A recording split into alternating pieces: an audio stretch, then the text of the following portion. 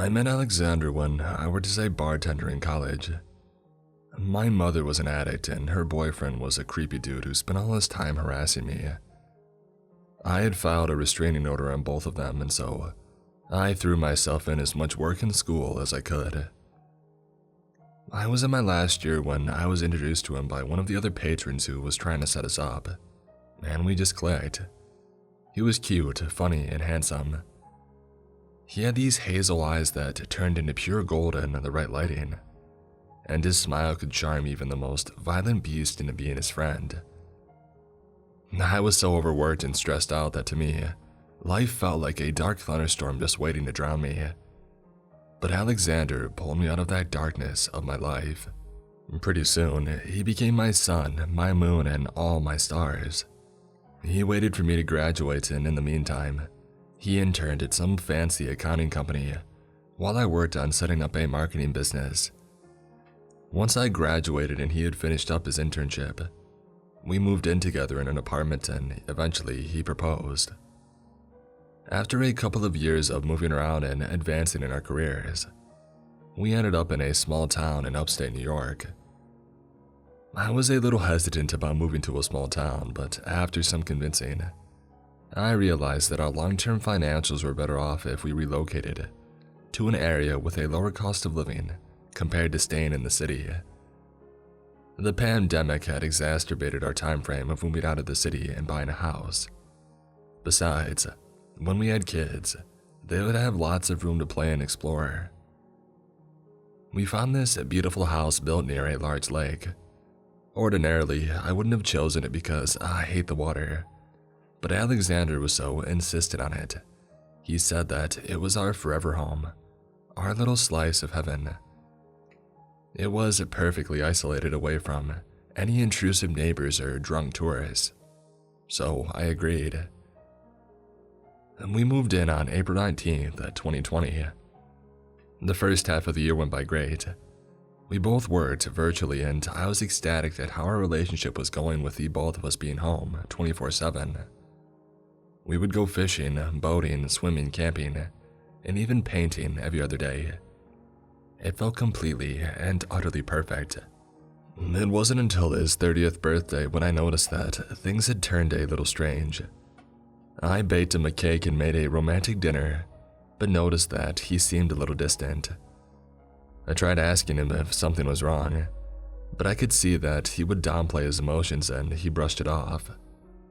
I played along expecting him to tell me when he was ready, but he never opened up. This went on for a week before he was acting normally again, so I didn't bring it up again. I chalked it up to him turning 30 years old because he always lamented getting old. And then sometime last month, I started getting really nauseous in the morning and everything started to smell awful to me. Even the scent of foods I once enjoyed had diverted my appetite. I took a pregnancy test and found out that I was indeed pregnant. I spent all morning prepping myself for the news that I would tell Alexander. Funnily enough, Alexander had also wondered if I was pregnant, and that very same afternoon, he came back home with a pregnancy test. Once I told him, he was more ecstatic than I had ever seen, and he was already browsing nursery items on the internet. Because Alexander often ran errands in the town or went on frequent business trips, I decided to install security systems all throughout the house.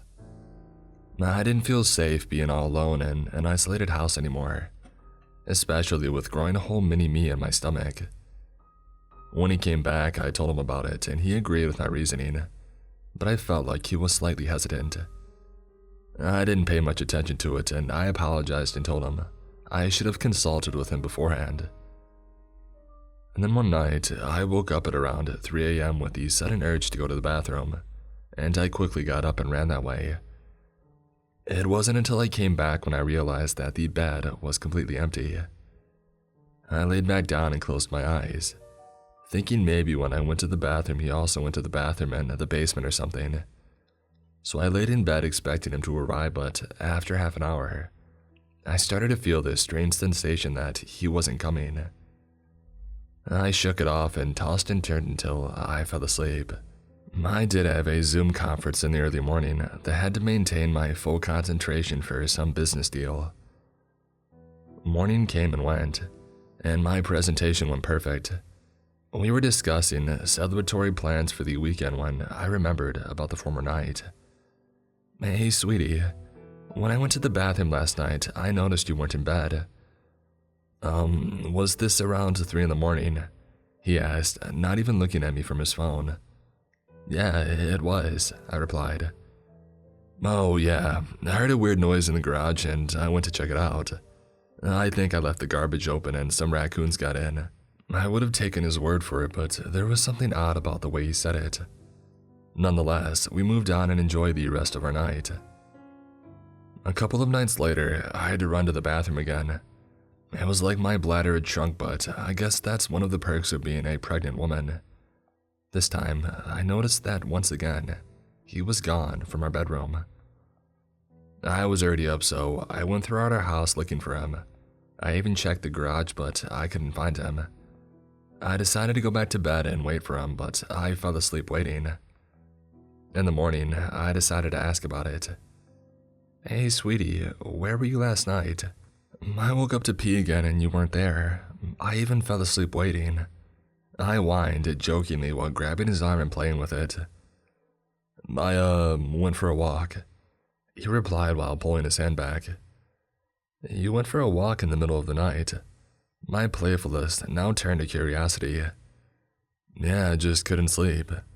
Lately work has been stressing me out and I'm worried for you." "For me?" "Well, for our kid. I don't know what the future holds. What if something happens to us? He or she will be all alone," he said while looking down at the floor. My heart burst and I wanted to hug the life out of him and ease every stressful thing he was worried about. "I promise nothing will happen to us. We'll be fine. And if anything does, he or she will be fine because we will have raised them right. Look, the future is unpredictable, and nothing will ever be certain, but all we can manage is the way we react to things. For now, just to focus on us and how we can make things transition better," I said, hoping to at least alleviate some of his worry. I mean, what do you say to those concerns? Even I had those same exact worries. "Thank you. You always know what to say. I promise I won't do it again." He smiled and pulled me closer for a quick peck. Things went perfectly after our little conversation, and in fact, every night before bed, we would sit and fantasize about the things we would do with our future kids over a cup of tea. I used to be an avid coffee drinker in the nighttime. Since caffeine had no effect on me, I would drink it and fall asleep. However, since my pregnancy, Alexander started to make me a nice cup of tea.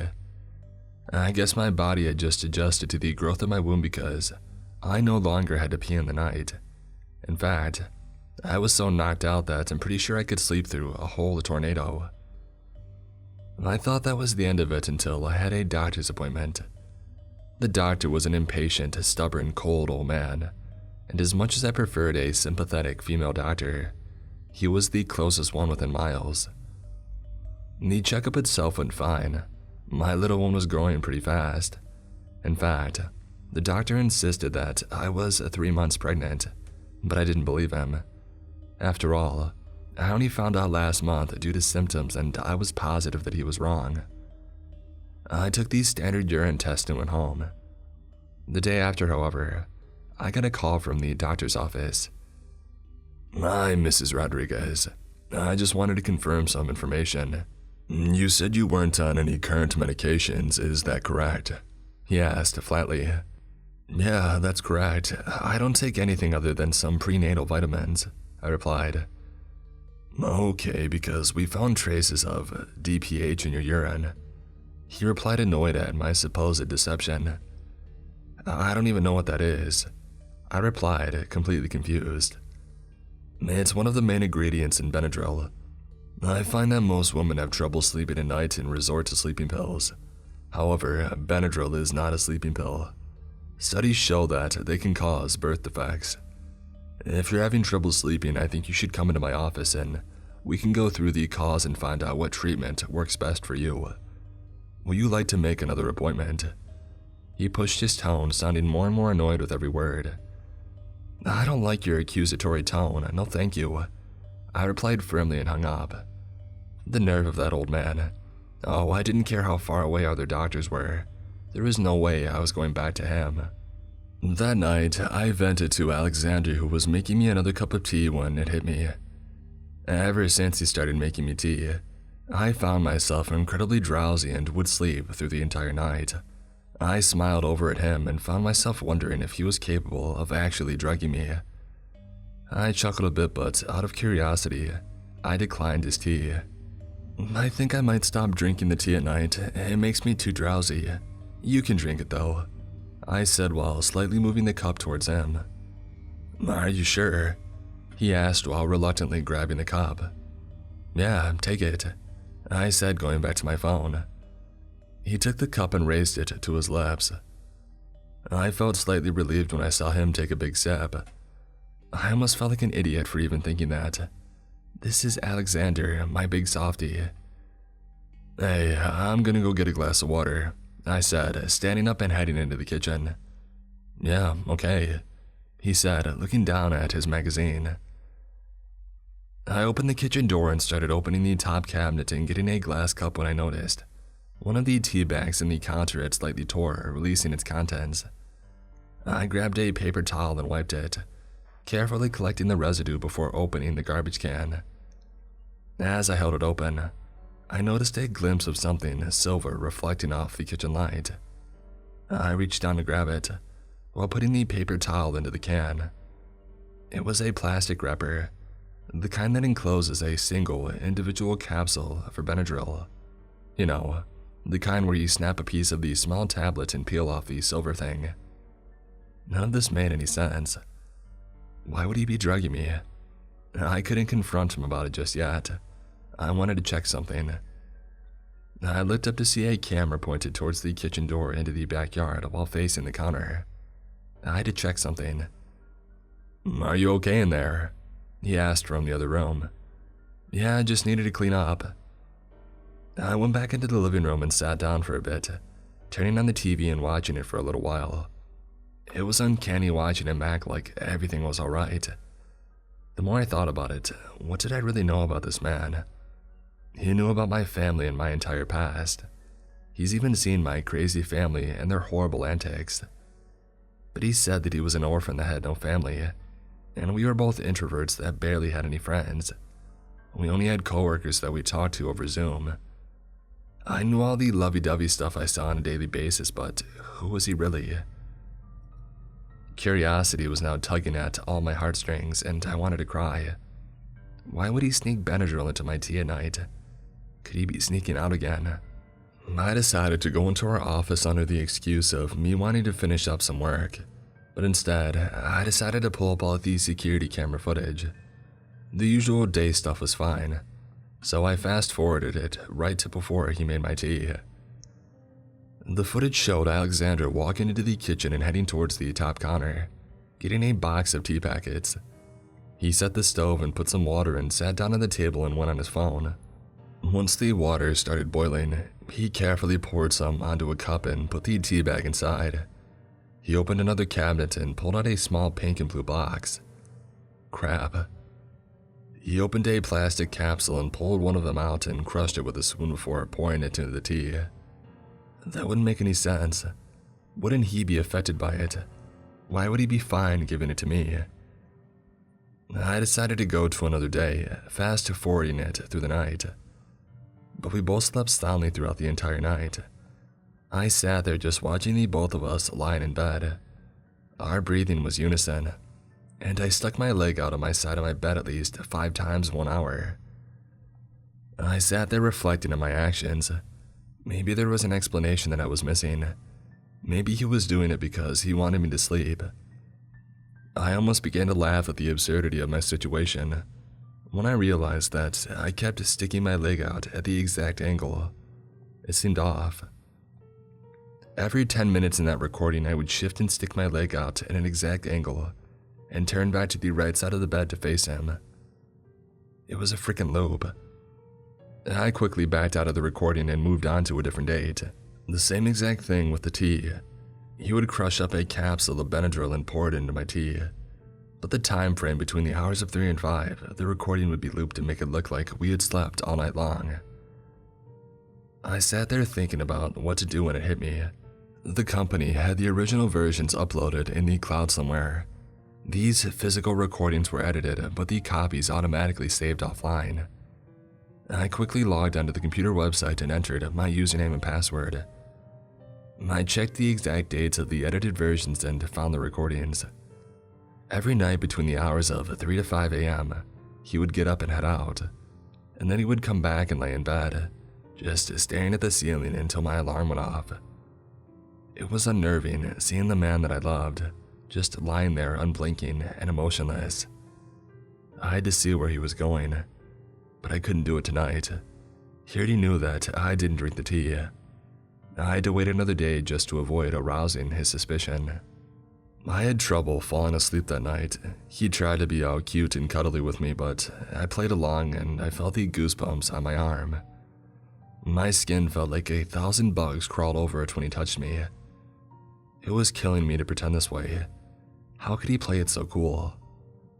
But eventually, my eyes felt heavy and I dozed off. I awoke to a loud bump and a hoarse whisper.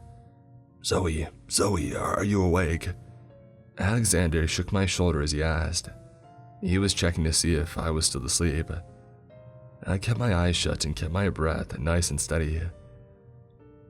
I felt the weight of his body shift from the bed and onto the creaky wooden floorboards. I heard the slight footsteps head off into the hallway. I laid in bed for a couple of minutes, contemplating as to if I could truly wait until tomorrow. I cradled my stomach in an attempt to comfort myself. I just had to know. I quietly got up and grabbed a sweater and headed out as well. I went through the back door instead of the front. I didn't want him to hear the front door system. I typed the password in quickly and moved as fast as I could. I couldn't let him get away. By the time I reached the front of the house, I noticed that he was heading down the road into the direction of the lake. I walked over and snuck to the edges of the road, hiding between the various bushes and trees in an attempt to conceal myself and stay away from his view just in case he turned around. By the time we had reached the shores of the lake, I was slightly winded, and my knees were sore at having to kneel behind a bush. The glow of the moonlight had casted a silver glow over the lake, and I could hear the soft cries of every animal and insect in the forest. The only one that seemed to be consistent was the cacophony of crickets and mosquitoes flying near my neck. I could see my husband stand near the water, taking a moment to stare at the water before pulling off his shirt. He started taking off all of his clothing, standing completely nude, his pale white skin emphasized by the moonlight. If he weren't my husband, I would have thought that he was a ghost. And then he started picking at his skin, pulling off sheets of some kind of white film. What the heck was it? He reached deeper into his skin and started pulling off even more, revealing a bright red color underneath it. He wasn't picking things off his skin. He was ripping his skin off. I felt a disgusting feeling all over my body, like when you stare at those creepy holes that bugs make. That repulsive feeling didn't even come close to what I was witnessing. Underneath the skin, he looked like those pictures of when you see anatomy textbooks all red and the muscle fibers stringing off of him. But once he stepped into the water, his red flesh started turning a deep green, and his fingers started turning sharper and sharper, as if the bone protruding into these claw-like things. What the heck was this? I have to be dreaming. That thing came out of my husband. I have to go. I had to run. After a couple of minutes, I started to walk back and made a full sprint towards our house. I ran in, setting off the security alarm, but I didn't care. I didn't have time to care. The sound of the alarm was too loud for me to think rationally. I grabbed my wallet and my car keys and quickly went into my car. I turned on my headlights, revealing Alexander's body right in front of me, but it was all wrong. Ripples of fleshy skin hung off some areas, exposing red muscles, while others had green reptilian skin. "Honey, is everything okay?" The thing's voice no longer even sounding human, rather like a raspy mix of a husky barking and a reptilian lisp. I backed up until I almost hit the garage door in our driveway, and then I moved the steering wheel to the right as I moved the gear to drive, and pushed on the gas, and as I passed that thing, it jumped on the side of my car. "Zoe, let's talk about this," it hissed. I slammed on the gas and it banged in the window, cracking it slightly. As I made it out into the road, I saw headlights up ahead. A truck was heading down my street and it was beeping at me once it saw that I was in its lane. I quickly swerved, trying to get the truck to slam onto the beast that was grabbing onto my car, but instead my car flipped, and I felt instant pain everywhere as the car slammed against the road. The windows erupted into hundreds of little shards, raining all over me. The last thing I saw before I fell into a deep sleep was an old trucker running to my side asking if I was okay.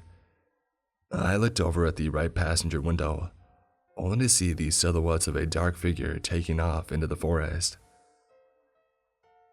I woke up in the hospital surrounded by cops and doctors, barraging me with a ton of questions, but I didn't have any answers to give them. "Ma'am, where's your husband? Are you alone? What happened on the night of the incident?" I tried to speak, but every time I opened my mouth, I felt the absurdity of my situation take over. If I told them anything, they would definitely lock me up in a mental ward. The doctors tried to comfort me by telling me that my baby seemed perfectly healthy. I would cradle my stomach, feeling for any signs of kicking. What once brought me joy now brought me curiosity and disgust. If Alexander was that thing, then what the heck was developing in my womb? In a couple of hours, I will be released from the hospital, and I tried to do some research on my cracked-up phone, but all I could get was something called a selkie, shape-shifting, seductive creatures that stemmed from Celtic mythology, but were also found in Inuit mythology. The only difference is that Alexander was not a frickin' seal. He seemed something straight out of hell. And that's not even the crazy part. From what I overheard from the nurses gossiping, local cops found hundreds of human remains from this area spanning down to the lake. They think it could be the work of several serial killers due to the timelines, but I think that I have a different theory. I'm not sure who to tell though. Anyone have any idea of what it is? I have nowhere else to go except home, and I know for a fact that he will be there. I don't know what to do.